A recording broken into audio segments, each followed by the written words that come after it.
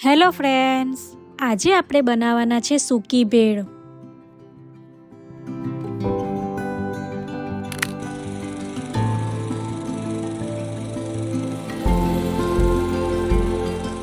ભેળ બનાવવા માટે સૌપ્રથમ એક કઢાઈમાં 2 ચમચી તેલ મૂકીને એક બાઉલ મમરા ઉમેરી મમરાને ક્રિસ્પી થાય ત્યાં સુધી શેકી લેવાના છે।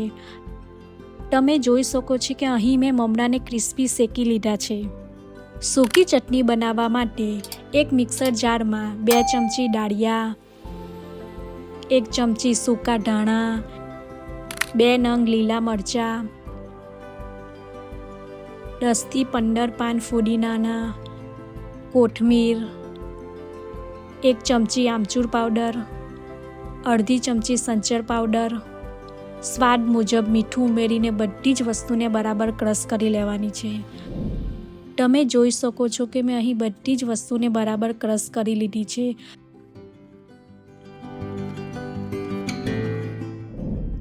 ભેળ બનાવવા માટે એક વાસણમાં 1 બાઉલ શેકેલા મમરા, 3 ચમચી બનાવેલી સૂકી ચટણી, 1 સમારેલું લીલું મરચું, જરૂર મુજબ કાંદા, ટામેટાં, સેવ,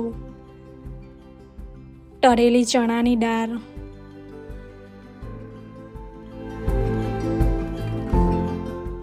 કોથમીર અને ચાટ મસાલો,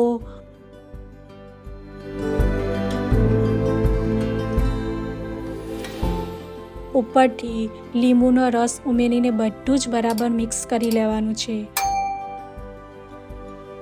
તો તૈયાર છે આપણી સૂકી ભેળ।